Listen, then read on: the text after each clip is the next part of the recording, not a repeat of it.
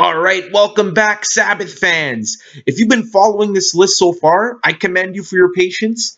I know these videos are getting longer and longer because, as the songs get better and better, I just have so much more to say.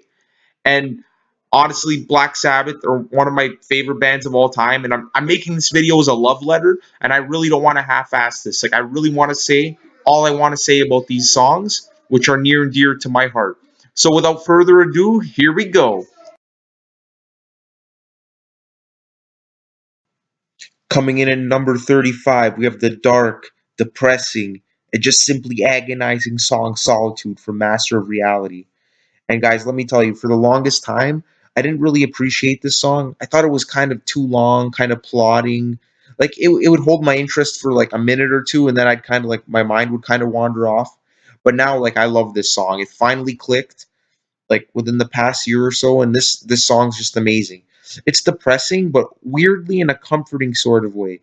Ozzy sounds just totally different from how he sounds on any other Black Sabbath song. And there were rumors going around for the longest time that Bill Ward actually sang this song. But no, it's definitely Ozzy. And it's just it has this like this lingering sadness to it. And you listen to it on Master of Reality, which is chock full of these like doomy, like doom riffs and heavy ass downtuned guitar tone. And then this song just comes out with its flute and like just laid back feel.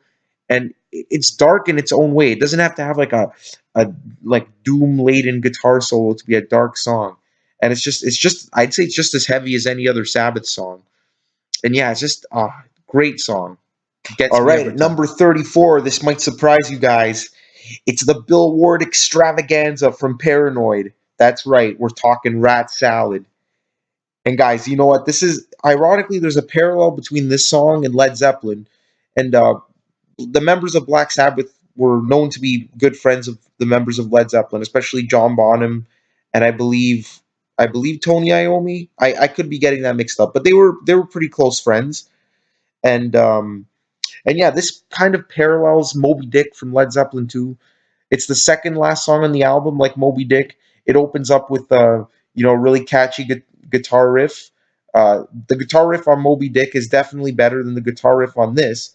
But where this song shines over Moby Dick is the meat and potatoes of the song, which is the drum solo by Bill Ward, which I find far more interesting than the drum solo on Moby Dick.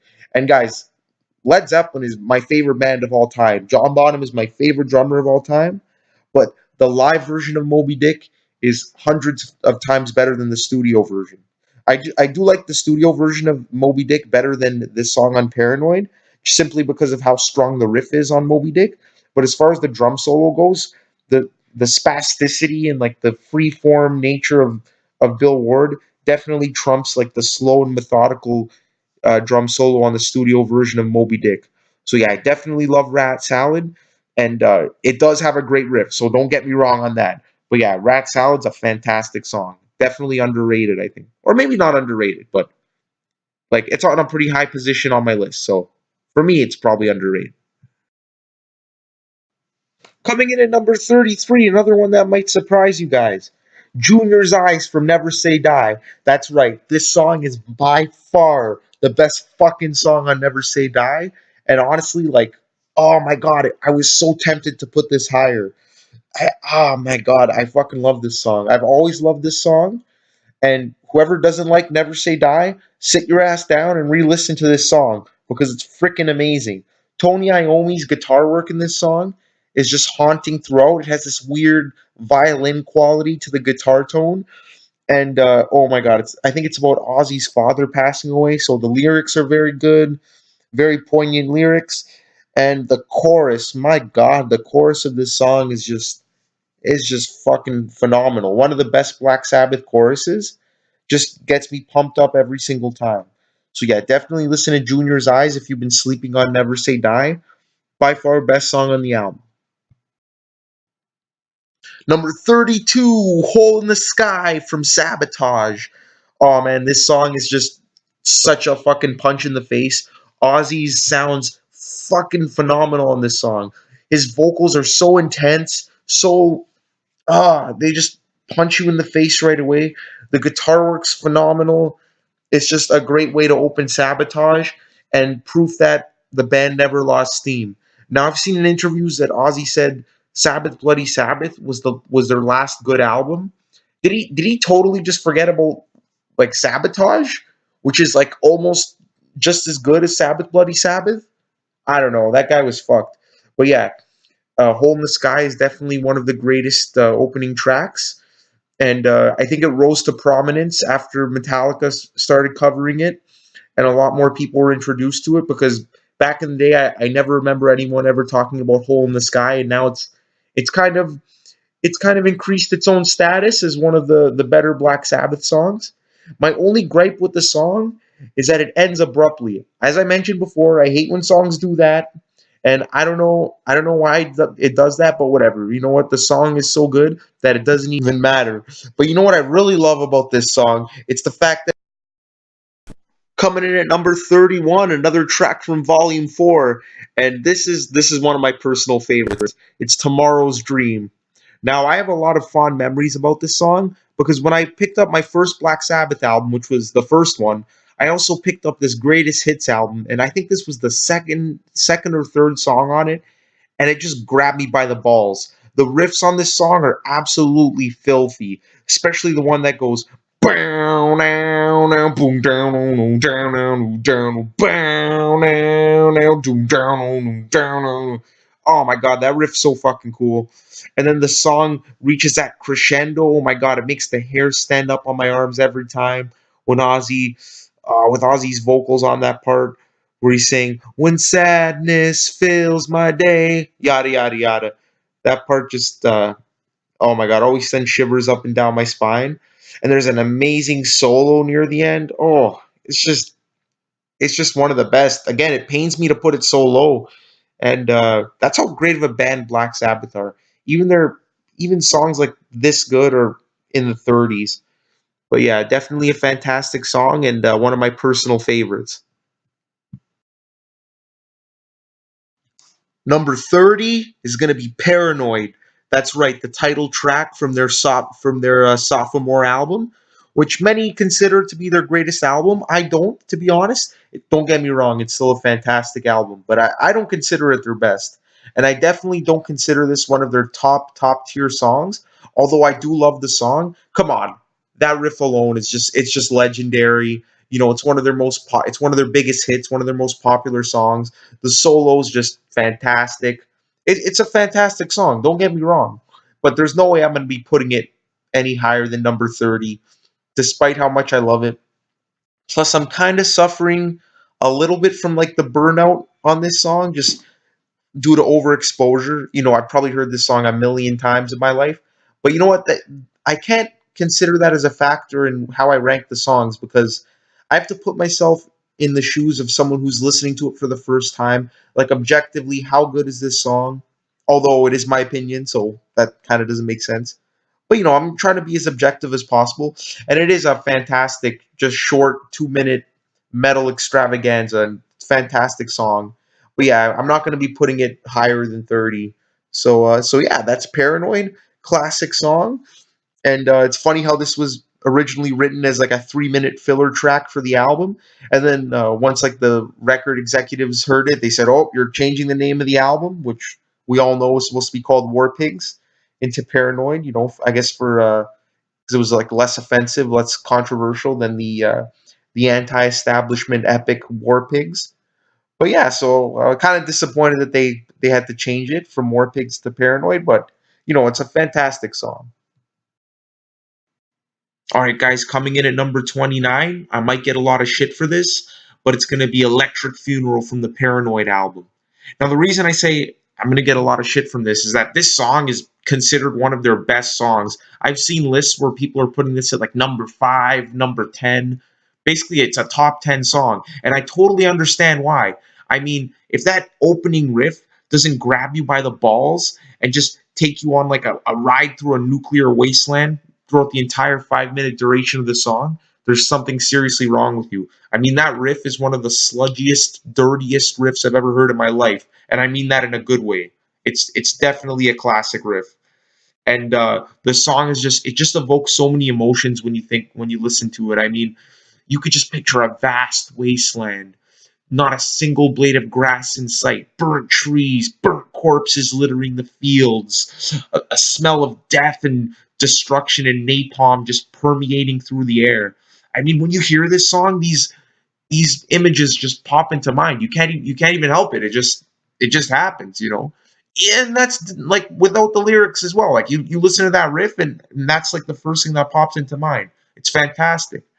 And not to mention that crazy jazzy interlude in the middle. I mean, Black Sabbath doesn't get enough credit for like their jazz influence. Bill Ward was definitely a jazz influenced drummer, and you could tell he tried to incorporate that sound into a lot of their earlier work, which just gives their sound something so unique. It stands out among all the other metal bands because no other metal bands at that time, or well, they were the only metal band, but no other bands at that time outside of progressive rock were really incorporating those jazz influences. And Bill Ward was really bringing so much to the table with that. So Bill Ward is definitely one of my favorite drummers, and he just adds so much swing to their songs. So this is a perfect example. And there's definitely a parallel between this and the song "Into the Void" for Master of Reality. I do like "Into the Void" slightly better, which is why I had to put this lower than "Into the Void." But yeah, there's definitely a lot of parallels with opening with that sludgy riff and the jazz interlude in the middle, and like the destruction lyrics, like the nuclear wasteland kind of feel to it. So yeah, stay tuned for that song. Coming in at number 28, another song off Paranoid. It's gonna be Planet Caravan. And guys, I love this song. It comes right after the first two monstrous tracks on the album, and it's just the perfect break. I mean, it's just so psychedelic, and I'm so glad they put it on the album because they were actually debating putting it on the album because of how much it contrasts with the other songs, and meaning like the heaviness of the other songs, the heavy riffs, and they were really having some doubts about putting like a laid back psychedelic song on the album, and I'm so glad they did because it's definitely one of the highlights on the album. It's just a fantastic dreamscape. Feels like you're floating through the universe, which I guess was the point of the song. Ozzy sounds fantastic with that distortion on his voice, and oh my God, Tony Iommi's guitar playing at the end is just so tasteful and constrained. Ah, fantastic song. Coming in at number 27, we got Dirty Women from Technical Ecstasy. Now, guys, here's my theory. I think the Technical Ecstasy album was a huge practical joke. Okay. I like the album. I still think it's underrated, but let's be honest here. Overall, for Black Sabbath, it's a pretty mediocre album. And there were some really good songs earlier on, like "It's All Right," and especially "You Won't Change Me," which I love that song. But more or less, it was a pretty mediocre album. Then out of nowhere, the last song on the album just happens to be one of their best songs. That's right, Dirty Women is just an incredible song from start to finish. It goes through so many goddamn changes. There's so many amazing riffs. Oh, that heavy breakdown in the middle where he's like, "Dirty women, they don't mess around."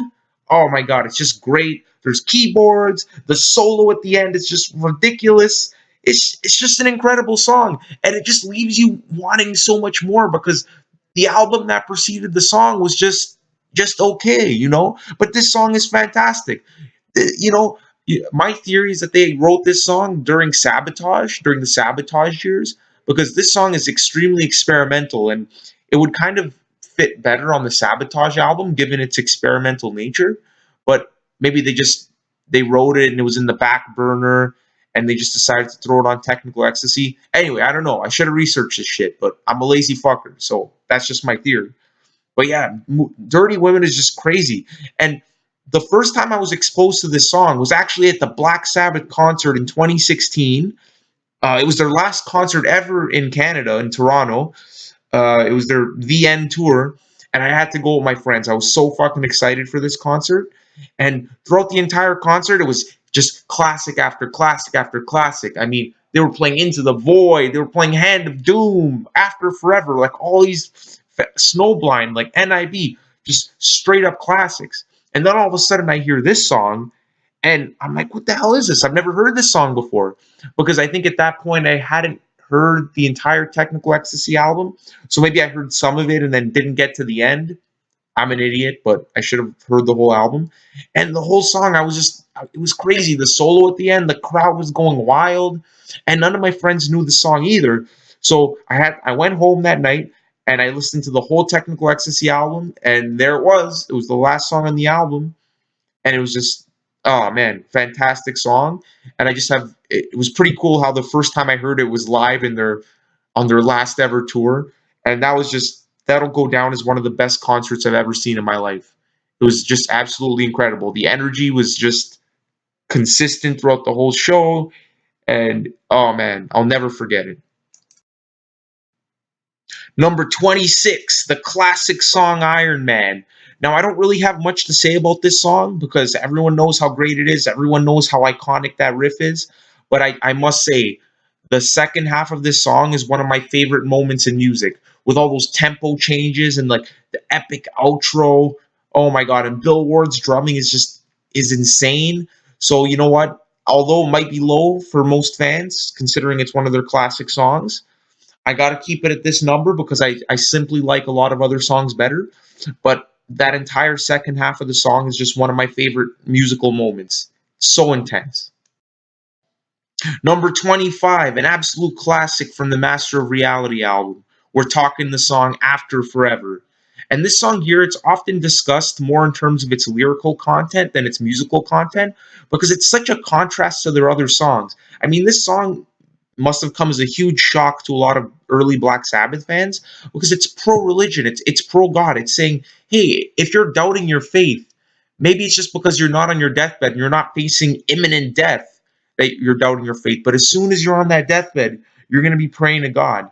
And I think there's a lot of truth to that, to be honest. Now, I'm not going to be like disclosing my religious beliefs in this video or anything like that, but I do think there's a lot of truth to that, and it's kind of built into human nature, in terms of like the lyrics there. But why I put this song so high is because that goddamn music. I mean, the bass and the rhythm section and that riff just chugging along throughout the entire song. It just propels you through the entire song, and it just grabs you by the balls. So yeah, After Forever's a fantastic song. And just like Dirty Women, this song clicked with me for the first time when I saw it live on that VN tour back in 2016. Now I'd heard the song before many times, but that was the first time that song actually like really clicked when I saw them playing it. And it's still one of my favorites to this day. So yeah, guys, we're getting into the top 25 now. So now all these songs are just straight up masterpieces. Like they're all metal classics that'll go down in history for all time. So here we go. All right, guys, number 24. And this song can easily be someone else's number one. I mean, we're so far down the list now that any song is pretty much interchangeable, and this is just based on my personal preference. But let me tell you guys, it was fucking hard to rank these songs, especially the top 25. Oh my god. I spent like literally hours like changing the orders and everything. And I've settled on this order now and I'm sticking to it, but it can easily change any day. But as long as like you get the idea that I love these songs as like my favorite Sabbath songs. So number 24, it's gonna be Supernaut from Black Sabbath Volume 4. And a lot of people talk about the riff of this song, and it's so good. It's so memorable. It's one of Tony Iommi's best riffs. But what really propels this song so high on the list for me is Bill Ward's drumming. I mean, his drumming on this song is freaking insane. John Bonham himself quoted this song as one of his favorite songs of all time, and that's really saying a lot because the drum breakdown in the middle of this song is just so memorable. It's just so interesting. Like I don't even know how he does it. It sounds like there's like these squeaky sounds in the background accompanying this crazy drum solo. I don't even know how to describe it. It's just so interesting. And you know what? How often can you say a drum solo is interesting? Let's be honest here.